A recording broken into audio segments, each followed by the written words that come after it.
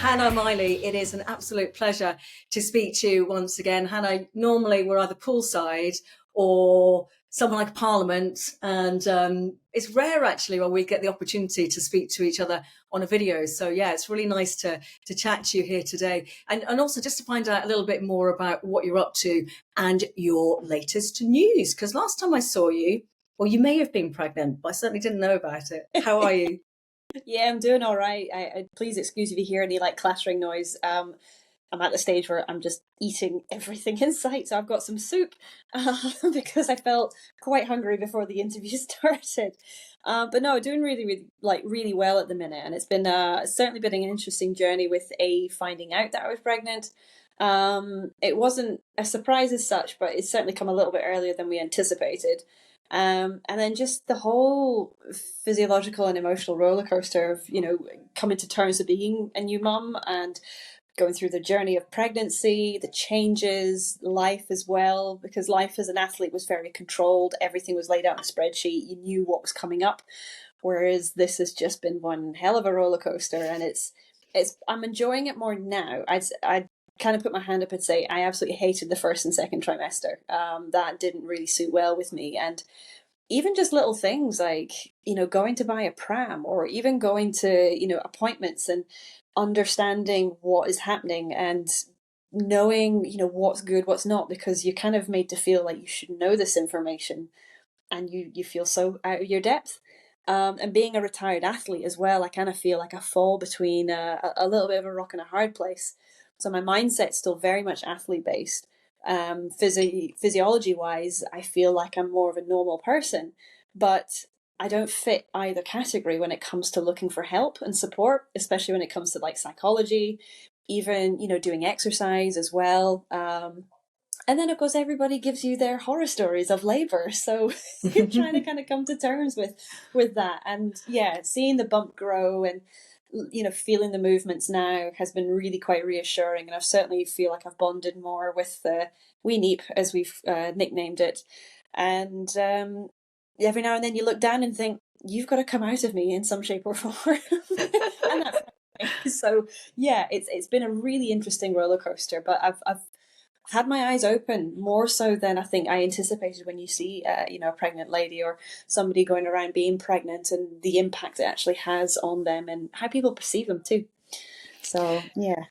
Yeah, do you get treated as if you have an illness? I find that when I was pregnant with my first in particular, I think because people, especially when you work in sport and as a woman, I think it's quite interesting when you suddenly become a mum or you suddenly become pregnant. With my experience, I do think to a certain degree, I was treated quite differently, not only to a certain degree with kid gloves, but also as if I had a bit of an illness. And you do kind of want to turn around and say to people, it's okay. I'm exactly the same person. There's nothing wrong with me. I've just got a human being growing inside me. But no, everybody does this. We've been doing this for thousands and thousands of years. I'm not ill. It is quite funny, the perception. Have you found that?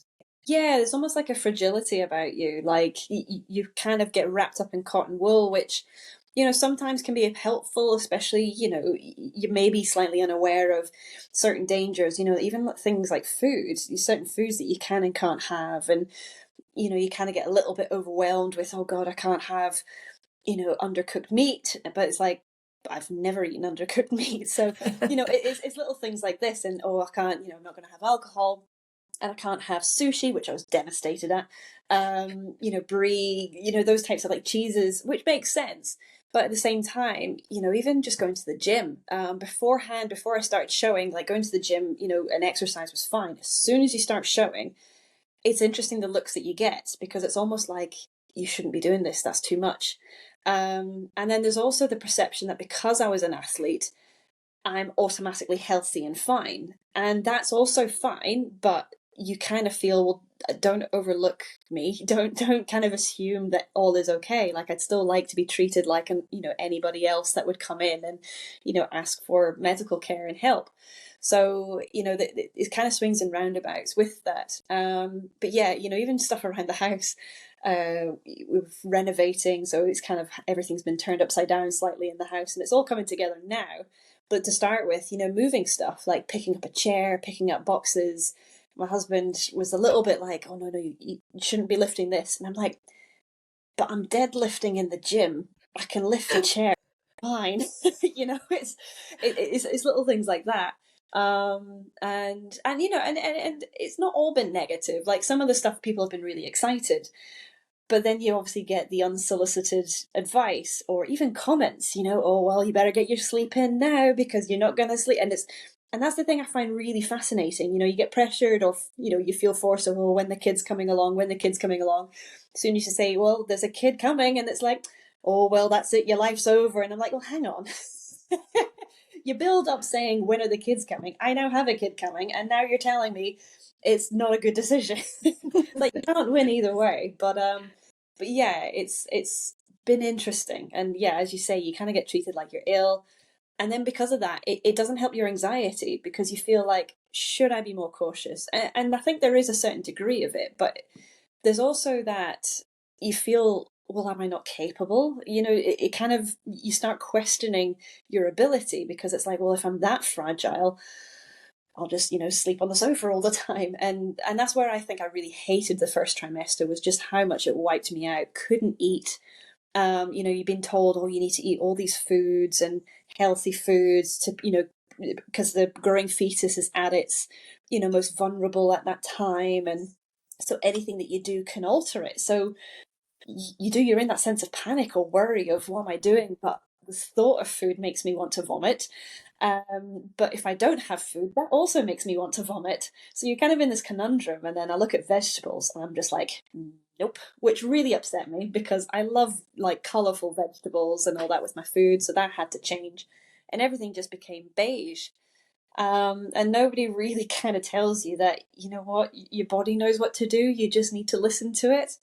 So it's difficult trying to listen to your own instincts, but also taking on certain information from other people, but also the perceptions of others. So there's a lot to process and deal with and sift through with what's right for you. It's a little bit of an overwhelming experience. Yeah, no, definitely. I completely understand that. Can we reel back a little bit? Because I remember speaking to you, Hannah, it must have been last year, and we were doing some articles in the Scottish Daily Mail around Red S and also around the pill and periods and athletes and athletes who maybe took the pill for a long, long time and didn't realize actually the potential negative effect that could have on their bodies.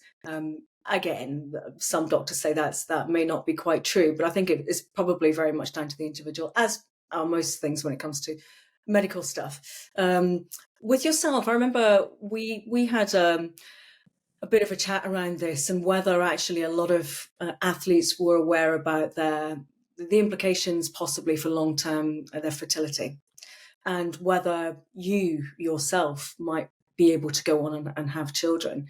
When you found out you were pregnant, because obviously you were going to then try after you got married, but when you found out that you were, what were your immediate feelings? Because I got the impression when we spoke last year that there was a bit of fear there, that you really were a little bit worried that you might not ever get pregnant as a result of that long-term usage of the pill.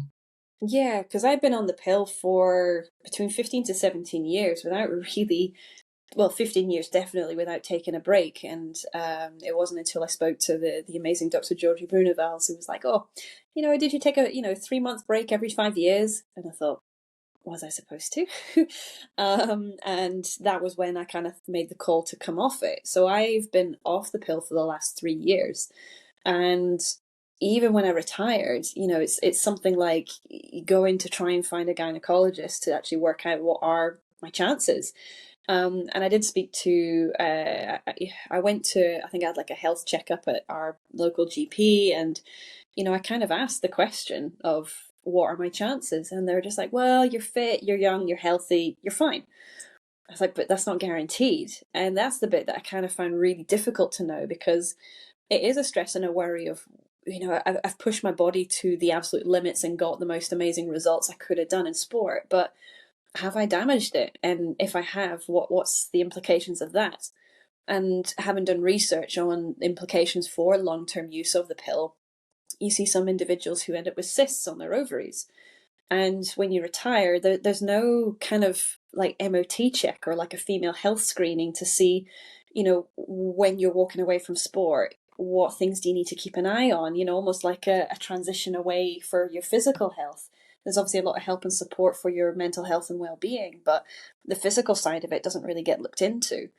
And yeah, and for some individuals, the impact of having, those synthetic hormones for so long can really alter, how your body is. It might take a year, it might take several years for everything to become normal again, so that when you do try for a family, it may or may not work. So I was very much trying to figure it out on my own. And the bit that made me chuckle was the nurse was like, yeah, if you've been trying for a year and it's not worked, then come back to us. And for me, I kind of felt, a year's an awful long time. And also when you consider my age as well, you kind of get told, oh, your biological clock's ticking. And you kind of feel like, oh, a year of trying, okay.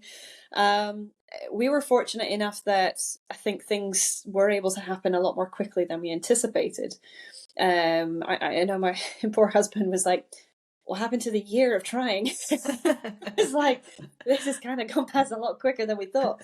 So for us, I was very fortunate enough that I think my body actually was okay. But looking back at it, not every athlete's going to be in the same position that I'm in, where actually, the long-term use didn't have as much of an impact as maybe you thought it did. There's going to be some individuals who actually the impact is a lot worse. But as an athlete, you don't think about that. And that's where I do think where we have like health screenings at the start of every season, there should be a specific female health check or screening of sorts to keep them in mind, because wanting a family whilst you're doing, an athletic sport it's not on your mind. You don't think about that. You're thinking of, I need to do everything in my power to be the best in my sport. Not, I also need to protect my ability of maybe I might want a family later on down the line. It doesn't cross your mind. So I do think, it'd be good if governing bodies could potentially look at, adding that in as a potential screening, so that if anything can be flagged up, it could be flagged up earlier, whether it's signs of tumors or cancer, or just giving people a heads up of, this could actually impact your chance of maybe having a family. And, not just for girls as well, maybe for guys too. Because again, it's such an important part that when you retire, wanting to kind of take that next step and next chapter, and you realize I'm not prepared, or I'm not really aware of what I've actually done to kind of help prepare my body. You think sport equals health. Yes, but also it can damage you too.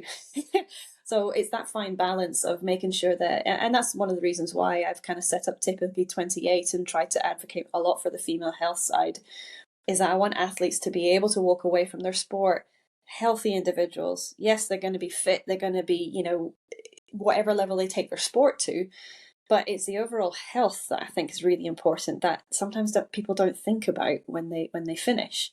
So yeah, for me personally, it was a little bit of a shock, joy, and being terrified all at once. Did you not get any help then when you talk about that kind of female health aspect? I know there's a lot of work that goes on behind the scenes at the Scottish Institute of Sport, for example. I know they've got a great team there. But did you find that was lacking? And from what you saw around you, so not just within the Scotland setup, for example, but within GB, because obviously you've got a great history with GB as well.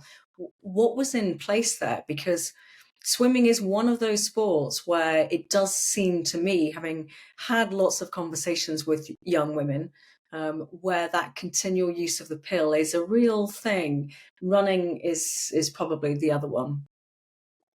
Yeah, it wasn't until actually I'd met up, so it was before my wedding. One of my friends, Sally Foster, she's now Sally Hunter, just happened to be over in Dundee with her husband and her family. Because I think her husband it comes from Scotland, so I think he was catching up with family, and we were like, oh, well, we'll drive to Dundee and catch up with you. And we were just chatting about, because it was still under the year, having retired, and she was offering advice. And I was talking about the work I've been doing around the female health side, and she mentioned that when she retired, she requested a gynecology or a gynecologist to basically check her. And it was something that I was like, that never even crossed my mind, because when I did retire, the transition phase that I got and the support I got from Sport Scotland was really good. Like for me, it helped an awful lot. It was a lot of workshops, a lot of like phasing out. I could still train with the club that I was with, but there wasn't the intensity of, well, you have to attend so many sessions. It was, I could start dialing it back a little bit. I got access to performance lifestyle advisors as well as the sports psychologist to kind of help me balance and manage this change and transition. But it never crossed my mind that actually physiologically, I might need a bit of a check. And she mentioned it. And that was the first I kind of was like, oh, I might need to kind of look into this. And even then, it was like, but who would I go to? Is that something that Sport Scotland would offer, or is that something that you have to do independently? So yeah, so it's something that definitely wasn't considered at the time, and I think probably should. Whether it comes from a sports doctor or if they have somebody that's a specific. I know there's somebody based in Edinburgh who I do refer individuals who want extra help around working in sport and looking at into more sort of female health side. She's been fantastic. So part of me is like, well, is there any scope for a partnership where there could be, you know, either a pre-MOT going into sport and even a post-MOT, just to, again, just to give you information, because again, it's, you know, like I said, when I found out I was pregnant, it was all this assumption that, well, your female body, you naturally are supposed to get pregnant and have periods, so you should know all of this. And it's like, well, I don't.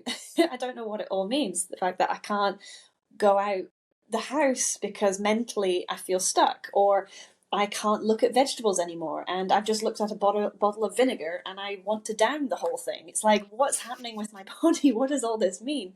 Nobody really tells you. Or if they do, they told you when I was like 8 or 9 years old, when I was at primary school. It's like, you're not going to remember that kind of information. So I do think it's something that a lot of governing bodies could potentially do to help support.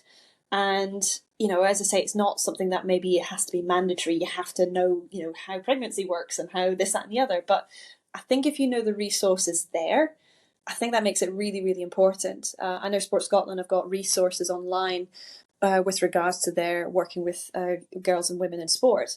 But I kind of feel it would be good if there could be a resource for the athletes of, well, if you're looking to maybe start a family, here's a list of gynecologists we recommend. You know, so they don't even have to organize it themselves, but if they could guide us in that direction, I think it'd be really helpful. And again, I think that's across all sports and across all nations. I think it'd be really, really helpful just for that aftercare, because otherwise you just feel you get dumped and forgotten about and having to pick up the pieces. But as I say, I was fortunate enough with the Scottish system that I did feel I was cared for, certainly with my mental health and well-being, but the physical side of it, looking back, that could be something that potentially if they got, you know, on top of as well, that could be really, really helpful and beneficial. Yeah, the interesting thoughts, and I'd love to hear what other athletes think about that actually. Do you think athletes take things like post-career pregnancy and that kind of afterlife where you may want to have a family? Do you think they take it seriously enough? I mean, we've seen a few high-profile examples, like Ailey Doyle, for example. She's now got a couple of kids. She chose not to go back into athletics per se, although she still works in that field. So she's still involved in running to a certain degree, but she did have to change her life after that, and for whatever reason, she made the decision not to continue. But I wonder whether really women are and they have enough awareness, and they kind of, I guess I'm alluding to what you've said there with regards to the knowledge, but whether they do have enough awareness of, you know, what might lie ahead for them if they want to have kids. It might not be as easy as they think it might be. Yeah, I also think there's possibly a fear factor as well, because but like you mentioned, as soon as people find out you're pregnant, it's almost like an illness or you're fragile. But also, you know, we've seen it in the media as well. Certain athletes being dropped by sponsors, so it's almost like if you get pregnant, it's a bad thing as an athlete because you cannot compete, you cannot do this. It's almost like it pretty much signifies the end of your career. So it's really reassuring when you get athletes like Lindsay Sharp, and you got swimming wise, you had Jeanette Otteson. They're the two that kind of come to my head to start with initially. Serena Williams, who's Yeah, another good Serena Williams. example. Yeah, exactly. So, having role models of individuals that show you can pick your sport back up, and actually there is the benefits of, hormones postpartum and all that jazz. It just looks different, and I think that's sometimes what a lot of athletes fear is change. Again, it's that controllable of wanting to know where everything is, what the future looks like, how you can predict it and maintain it. But then when you kind of add a pregnancy and a child in the mix, it's no longer going to look the same. That's not to say you can't do it, but there's not a lot of help and support or information to maybe showcase, this is what you could potentially do. And that's where organisations like the Well HQ, I think, have been fantastic. They've partnered up with Team England Netball, and they've got a website called Netball Her. And on there is a section for menstruation. There's a section for pre and post pregnancy as well. And this and those kind of topics are discussed an awful lot. Even I was very fortunate enough, I've been able to speak to Emma Brockwell as well, and she's got a fantastic podcast called At Your Cervix, and she works with a lot of athletes during their pregnancy to maintain fitness, to maintain strength, so that they can bounce back and recover quicker when they've given birth. And for me, it was really nice to sort of see all this, but I hadn't a clue that sort of services and all that was around. So I do think there is a bit of a fear factor that if you do get pregnant, you're going to get dropped from funding, you're going to get dropped from sponsors, that's it, your career's pretty much over, and you're going to get overlooked and replaced by a younger athlete. So yeah, there's definitely kind of still not a positive association. Certainly a lot better than what it used to be. As I say, those role models coming through, I think, is really important. But again, it's not, I think, as well documented as it should be.